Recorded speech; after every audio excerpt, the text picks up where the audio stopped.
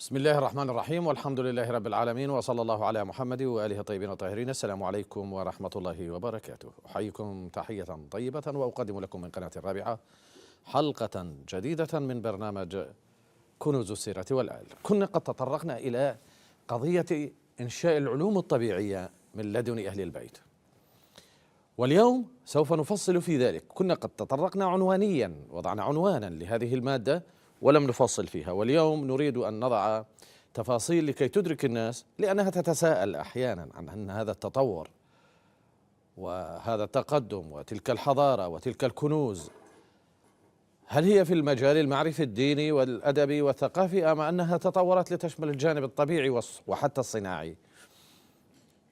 نحن نقول أنها تشمل الجانبين. وكنت قد ألمحت في سيرة جابر بن يزيد الجعفي إلى أمر أكرره بل أبدأ منه، وهو ما ينقله الذهبي عنه أو بخصوصه عن أبي بكر بن أبي شيبة عن أبيه عن جده. يقول: مررت على جابر في بستانه في وقت ليس فيه خيار وقثاء، فخرج إلي من وراء بستانه بيده خيار وقثاء، فإن قلت إن هذا هو نتاج طبيعي فأنا معك، لا أعارضك، أنا لا ألجأ إلى التفسير الإعجازي فيما يخص هذه الحالة. وإن اعترض آخر وقال إن هذا ناجم عن أن جابر له صلة علاقة خاصة بالإمام الباقر تسرب لنا بعضها من خلال كثير من الأحداث التي تدل على أنه قد أعطي أشياء خارقة، فهذا لا مانع منه. ولكن بما أننا بصدد الحديث عن العلوم الطبيعية فلنبقى في إطارنا. إذا كان أدائي غامضا أكرر الكلمة. هذا الرجل جد أبو بكر بن أبي شيبة يقول: مريت على جابر، طلع لي من وراء بستانه، من وراء حوض إلى بستانه في عنده خيار وقثاء. يقول قلت له: منين هذا الوقت؟ مو وقت خيار وقثاء. قال لي: من بستاني. احنا نظرتنا لهذه القضية فيما يخص برنامجنا هي نظرة صناعة، يعني صناعة أدت إلى زراعة، أما مغطاة أو مسقية بماء مخلوط بشيء لم تدركه الناس في هذا الزمان. فإن قال قائل: لا، هذا لأن جابر مرتبط بالإمام الباقر بأشياء لم يفصح عنها، والأحاديث أيضا تشير إلى ذلك، أقول هذا لا يمنع من أن نحتج على الذي يريد علوما طبيعية بهذا، لأن هذا اللي يريد علوم طبيعية أكيد ما راح يلجأ إلى التفسير الماورائي لوجود نباتات تنتج أشياء في غير أوانها، لأن هو هذا موضوعي كما يدعي على الأقل. فراح يقول أنه لا، هذا نتاج طبيعي، نقول له: أحسنت، نحن نقول أيضا نتاج طبيعي. فكيف يكون نتاجا طبيعيا في تلك الأزمنة؟ هو هذا الذي نحن بصدده، وهو أن الآئمة كانت لهم علوم كثيرة الناس ما أرادتها. هذا الإمام المضطهد اللي ينتظر لحظة إعدامه، والذي لم يطل عمره إلا كما في الإمام الصادق، لأن هناك مرحلة اضطراب بين الدولة العباسية والدولة الأموية، فانشغلوا بأنفسهم فتجاوز عمر 65، وما تبقى من الأئمة يسارعون في قتله بالسم أو بالسيف قبل ذلك. فإذا هذا هو تفسيرنا، أن هذا المضطهد منه. حتى إذا أقفز خلوني أتحرر، لأن دليلي راد لقفز بالزمن. دليلي هو ما جرى لجابر بعد جابر بن يزيد الجعفي. هناك جابر آخر هو جابر بن حيان، له قضايا أخرى، لكن كل هؤلاء الذين يفخرون به لا يعلمون أنه مات في السجن عن 98 عاما، ويبدو أنه من مواليد 100، لأنه مات سنة 198 عن 98 عاما. تخيلوا واحد عمره 98 سنة بالسجن، يعني من يكفل له غسل ثياب، من يكفل له طعام، هذا لماذا؟ لأنه كان مقربا من الإمام الصادق. في الوقت الذي يريدون أن يقللوا من شأنه ومن شأن الإمام الصادق يشككون في وجوده، لكن في الوقت الذي كانوا يريدون أن يبدعوا يعني يقولون هاي بدعة، هذه الكيمياء بدعة وضلال وسحر، كانوا يتكلمون عن جابر بهذه الطريقة. وهذا أقوله حتى إذا واحد من المشاهدين سامع في التشكيك أقول له ترى نعرف التشكيك، لكننا لا نجري خلف كل مشكك، لأن هذا سوف يبطل العلم. الآن إذا جاء واحد وقال لا يوجد قمر وإنما هذه انعكاسات ضوئية وينفي العلوم وينفي، هذا ما تخلص منه. الأمور الطبيعية فيها مشككين الآن في هذا الزمان، زمن المختبر، فلذلك لا شأن لنا به. ونعود إلى جابر بن يزيد الجعفي، وإنما ذهبنا إلى جابر بن حيان فقط لنثبت شيئا آخر مفاده أن الاضطهاد مانع من أن أظهر حتى في جابر يبدو أنهم اضطروه إلى أن يصنع أشياء لهم. لكن مرحلة جابر مع أنه في السجن، مع أن الأئمة استعادوا الوضع، أنا أقول هذا ليس على نحو الحقيقة، على نحو المجاز، يعني رجعت من جديد عملية الاضطهاد الكبرى. لكن مرحلة جابر بن يزيد الجعفي، مرحلة الإمام الباقر، كانت حرب علنية وكادت تنهي حياة جابر لولا أنه ادعى الجنون، فقالوا عنه أنه خولط. لاحظ، هذا أهم تلميذ للإمام الباقر في هذا المجال. أنا ما أتحدث عن زرارة وحمران في مجال الفقه والعقائد وسائر طلبة الإمام الباقر الذين بقوا إلى مرحلة الإمام الصادق. أنا أتكلم عن رجل شامل. هذا الرجل الشامل دلنا على شمول علمه هو هذا النص، وهذا النص كيف تسرب لنا، هذه لوحدها، لا أقول معجزة حتى لا يساء الفهم، هذه لوحدها قضية كبرى وكاشفة عن أشياء إذا ربطتها بأمور أنا أتجنب الخوض فيها، من قدرة جابر على التلاعب بأشياء، تلاعب هذا ما يفهموه الناس، لكن ما ردت أخوض فيها. والآن ذكرت كلمة تلاعب، فالمشاهد يقول شنو، أعطينا وحدة. لدينا أنه يتحكم ببعض المادة، طبعا مو تحكم أكثر من كونه مطيع لإمام، والإمام مطيع لله، حتى لا يقول واحد أنه تريدون تسووا له ولاية أيضا، لا. لكن نقل هكذا، ونقل مو للإشادة، لاحظ، نقل أن كأنهم يريدون يتحدثون عن أنه ساحر، أنه ألقى جوهرة كانت بيد شخص أخذها منه ألقاها في النهر فاضطرب هذا الرجل، قال لماذا ترمي جوهرتي؟ فمد يده واستعادها. أنا لم أتجنب هذه الرواية لأنها موجودة لدينا، موجودة في الكشي. لماذا انتشرت لأن هناك من يريد أن يقول هذه منزلة الرجل وهذا قرب من الإمام الكاظم، عفوا الإمام الباقر، فلماذا يساء فهمه؟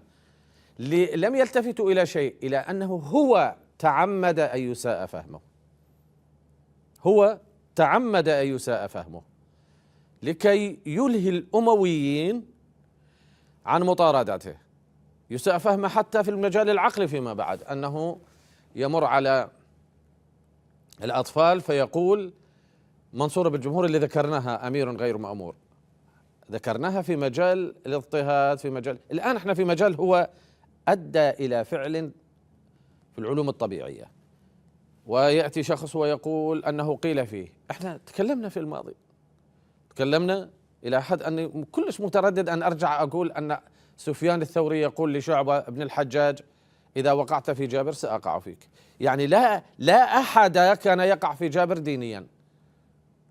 وطبعا هذا ذكرته كله بالتفصيل، الإعادة به قطعا تنفر، يعني شنو كل حلقة تعيد لنا نفس المادة؟ ماشي. فمن أراد التفاصيل فليعد إلى الحلقة التي تكلمت بها أو تكلمت فيها عن قضية جابر مع ما ذكره الذهبي وفي كتابيه تاريخ الإسلام وسير أعلام النبلاء، وما ذكره العقيلي في الضعفاء. لاحظ في الضعفاء ضعيف عنده لأنه تصرفات ما يعرفها. تأكد أنه الناس أول ما شافت المراية اعتبرتها سحر. فهذه الأفكار كان من الممكن أن تعتبر سحر. ما الدليل على ذلك؟ رجل آخر من تلاميذ الأئمة لكنه منحرف. هذا مثال آخر يبرز لي قضية التطور الصناعي من جهة، ويبرز لي أن المجتمع غير جاهز، لا المجتمع ولا السلطة مو جاهزين لفهم العلوم الطبيعية. هذا الشخص هو محمد بن بشير. محمد بن بشير هذا ليس محمد بن بشير الثقة، محمد بن بشير آخر. هذا محمد بن بشير كان مقربا من الإمام الكاظم سلام الله عليه بالحد الذي تمليه العلوم، يعني مو مقرب مثل قرب جابر، لا، يعني يجي يدخل على اعتبار طالب، يعني شو يسوي له منعه، فأصبحت لديه علوم.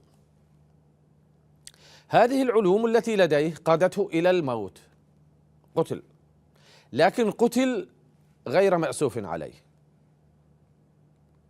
غير مأسوف عليه فليكن، قتل تصير حال، قتل غير مأسوف عليه. راح أفصل حتى لا تظل فراغات بالفكرة. هذا بعد استشهاد الإمام الكاظم سلام الله عليه نشأت فكرة أنه لم يمت وارتفع إلى الله وأنه سيعود وأنه هو المهدي. ليش؟ لأن ملوا ناس، ملت، وهذا ضعف الإيمان. الله لم يخلق الأرض لمدة يسيرة للناس المنفعلة الضايجة وتخلص ويصير الهدى. الله خلقنا حتى نختبر، أو لنوايا، لأنه بعض الواقفة نوايا حتى نوايا سرقة للأموال. لكن الذين يتحدثون عن الوقفة هم الذين وقفوا على الإمام الكاظم ولم يقولوا بإمامة الإمام الرضا، واندثروا وانتهوا، بعضهم عاد إلى الإمام الرضا. لكن في الحديث عن الوقف، يعني وقوفهم على الإمام الكاظم، ما حد يجيب هذه الحكاية بدخل الوقف. وأعتقد أنا أن لها مدخلية كبرى، بل الحمد لله أن أمثالي لم يكونوا قد عاشوا في ذلك الزمان، لأنك ستتبع المنطق الموهوم وستعتقد أنك لم تخدع، لأن هذا محمد بن بشير أدخل الشيعة بعد وفاة الإمام الكاظم إلى غرفة، يذكر ذلك الكشي في رجاله، وينقله السيد الخوئي في رجاله، يقول في معجم رجال الحديث للسيد الخوئي، يقول رحمة الله على السيد الخوئي ورحمة الله على العياشي والكشي والطوسي وابن داود والعلامة وكل من أوصل لنا هذه الأسماء. فهذا الرجل أدخل الشيعة إلى غرفة، شيعة يعني ظهر رؤوس الشيعة، شخصيات من الشيعة، ويبدو أنها هي التي تأثرت بالوقف، يعني مش الشخصيات التي بقيت على الحق. وقال لهم فتشوا في الغرفة هل ترون موسى بن جعفر؟ فتشوا غرفة ما بها موسى بن جعفر، فأغلق الباب وقال لهم أديروا وجوهكم إلى الجدار، فأداروا وجوههم إلى الجدار، فأخرج جلدة كانت معه على هيئة موسى بن جعفر يحركها وتهز رأسها إليه، فخرج. وعلى هذا النص يقول وعالجها بالأدوية. أدوية في ذلك الزمان ما يعني مو بس الدواء اللي يشرب الإنسان لمرض، حتى ما يعرف بهذا الزمان الألوان والأصباغ، بل حتى البهارات كانت يسموها على هذا التسمية، وللآن في اللغة الفارسية تسمى على هذا النحو. فالأدوية ما المقصود، يعني معالجات الوجه. فخرجت الشيعة من عنده لا يمارون أن موسى بن جعفر حي لم يمت. فبإمكانك القول أن هذا كان بابا من أبواب الوقف عليه، لأنه شاف موسى بن جعفر يتحرك.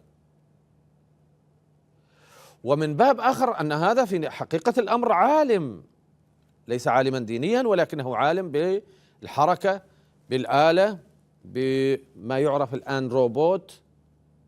فبلغ أمره، وهنا بيت القصيد، لأنه كل ما أتكلم في بيت يعني المراد من الحديث أريد ما أنسى أنه إنسان ضال، حتى لا تتوهم أنني أتخذه دليلا على اضطهاد الصالحين، لا، حتى غير الصالحين كان من الممكن أن يخرج منهم شيء لولا الفوضى من ناحية والظلم من ناحية أخرى.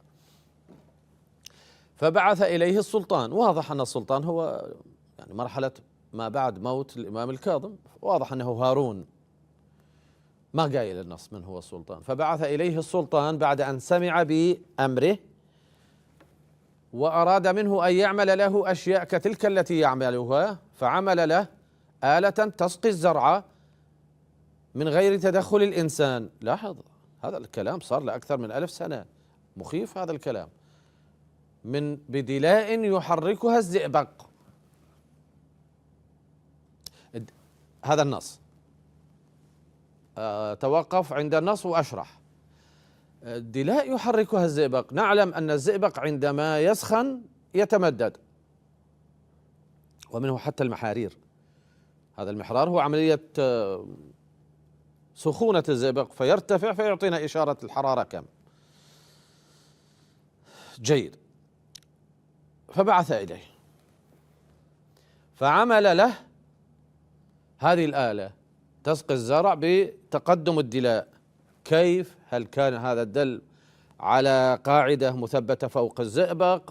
ما أدري التفاصيل، وهي مشكلة العلوم الطبيعية في العربية، ما تدون، بعضهم ما يعتبرها علم وسيأتي. فتتقدم الدلاء والظهر السكة يكون بها انخفاض فتسقط. أنا هذا تصوري، وإلا هو يقول بالدلاء التي تتحرك فتسقي الزرع، لأنه حتى تسقط أو شيء آخر لا نعرفه، وتعود بعد أن ظهر يعودها الانحناء، انحناء هاي السكة، فيوضع لها الماء وتأتي. شافها هارون، والناس يقول فرآها السلطان فقال هذه شعابذ، يعني سحر، فقتله. هنا مرادي، وأنه هو قتل لأنه ما متدين، قتل لأنه اخترع، وهذا الاختراع هكذا يقولون يحاكي به الجنة. شنو يحاكي به الجنة؟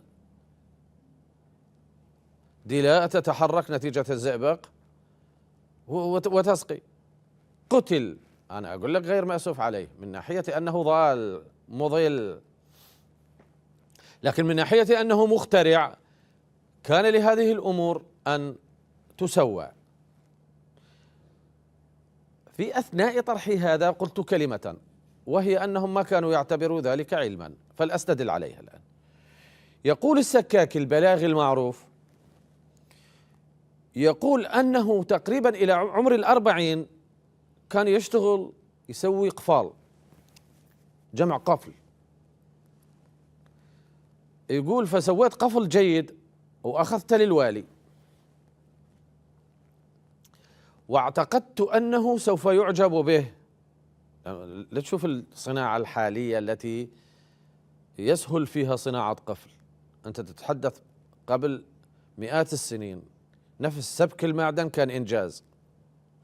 يقول فأخذت للقفل وديته إليه، فقال أخذ وتشاغل عني مع عالم. العالم هذا نحوي أو رجل دين أو كذا، فالسكاكي انكسر خاطره وكأنه شعر أنه احتقر، فقال والله لأتركن السكاكة اللي هي تشبه الحدادة، مثل سك العملة، يعني صب معادن، ولأعملن في العلم. ما انت اللي بيهم علم لو أنك طورته وألفت فيه. هذه تنبئنا بذلك الاختلاف الكبير بين أهل هذا الزمان وبين أهل ذلك الزمان الذين كانوا يرون أن بس العلوم الدينية واللغوية والكلامية والفلسفية هي علوم، وما تبقى هي صنعة. والحق أن هذه الصنعة أيضا لها علوم، وما تتطور إلا بتدوينها حتى تنشأ إلى الأجيال التي تليها. كانوا يعرفون هذا، لكن منو كان ينقلها؟ الآباء للأبناء للأحفاد. يعني مثلا خصوصيات الحديد، خصوصيات صهر الحديد، لا يمكن للسيف أن يكون قويا إلا إذا كان خليطا مع الكربون، هذا اللي نسميه آهين. خلط الكربون الأكثر راح أول ضربتين ينكسر. الصهر السريع، إلقاء في زيت، حديد الزهر، حديد الصبو، نوعيتهم والليون اللي بهم، كل هذه يعرفها صاحب الصنعة، لكن ما يدونها حتى تتحول إلى علم، وإنما ينقلها إلى ابنه، وابنه ينقلها إلى ابنه، وهكذا فيندرس العلم. ولذلك لم تحدث طفرة في مجتمع كان لا يمكن. أنا حتى الحلقة القادمة راح أخصصها لنفسي هذا المبحث لإثبات أشياء مهمة في هذا، لأنه أصل البرنامج هو جواهر السيرة والآل. ولعلك اكتشفت أني أتحدث أن هذه العلوم خرجت من آل البيت، ولم تخرج من شخص ما متبع لآل البيت، سواء ضال كمحمد بن بشير أو صالح كجابر بن يزيد الجعفي أو جابر بن حيان. فهمتني حتى وإن لم أصرح تصريحا صريحا بذلك، لكنك على الأرجح أخذت الفكرة أن الآخر ما كان يرى أن هذا، قد يراه بدعة. ولذلك قتل محمد بن بشير، قتل لأنهم ظنوا أن هذا سحر، مع أنه علميا هذا دلاء. السحر دي يصعد الماء ويروح وحده، هذه دلاء يحركها الزئبق، والزئبق يتحرك. يا هارون لماذا قتلت الرجل؟ الرجل غير المأسوف عليه، حتى لا تتصور متأسف عليه، لكن لا توجد قاعدة علمية لديه تفسر له ما حدث فقتله. وأمثال هذه الحوادث كثيرة، لكنني أحتاج إلى حلقة أخرى للحديث عنها، وقبل الوصول إلى تلك الحلقة الأخرى والحديث عنها أفني ما تبقى من هذه الحلقة في بيان مثل هذه الأشياء. منها: هل كان ينبغي أن يكون هناك مصنع؟ لو كان هناك مصنع فماذا يصنع؟ هل ابتدأت الصناعات في هذه البلدان بصناعة السيف بعد أن كانت العرب تطلق عليه مهند لأنه يأتي من الهند؟ هل انكسرت إلى حد كبير ظاهرة احتقار العربي للحدادة، حتى أنه كان يقول العدناني منهم على القحطاني: ليس في اليمن إلا نافخ كير أو سائس قرد. يعني عنده شلون المضحك اللي يسيس قرد وتصفق للأطفال ويعطيهم يعطونا فلوس، عنده نافخ الكير بمستوى، نافخ الكير بمستوى حداد. بعد أن دخلت الشعوب الأخرى في الإسلام، أخذت هذه الشعوب هي التي تتبنى فكرة الصناعة، ويبدو أنها ظلت في نظر الآخرين معيبة، بل الأمر لا يتعلق بمثل هذه العلوم الحدادية، وإنما يصل حتى إلى الحياكة، حتى الحياكة، وإلى عصور قريبة كان ينظر عليها بالطريقة التي ينظر إلى التقليل من سائر المهن. ولعل أهل هذا الزمان لا يدركون أن هناك مهن كان يعير بها أصحابها. حلاق، تصور، وهذه المهنة اللطيفة. زارع الخضار، زارع الخضار يعامل باحتقار، لكن انكسر كثير من هذا، مقابل أن الصابئة مثلا خاصة في العراق امتهنوا الصياغة، وبعض النصارى. المهاجر لما قال حساوي على زرع الخضار فلأنه قادم من الأحساء وغريب وسط مجتمع. لكن هذه المشاعر، مشاعر التعالي على المهن، أيضا هي الأخرى، بالإضافة إلى الاضطهاد الحكومي. كان هناك هذا شكل من أشكال الاضطهاد الاجتماعي الذي تتبناه المجتمعات. ساهم كل ذلك في بقاء هذه الأفكار محصورة في إطار ضيق. طبعا حلقة قادمة لا بد لك منها حتى تستطيع أن تفهم تفاصيل أخرى وحوادث أخرى أستدل بها على تقدم العلوم من آل البيت، لأن هذا واضح. الضال ضربت مثالين بالضال والصالح حتى تكون على بينة، والحمد لله رب العالمين. وصلى الله على محمد وآله الطيبين الطاهرين، والسلام عليكم ورحمة الله وبركاته.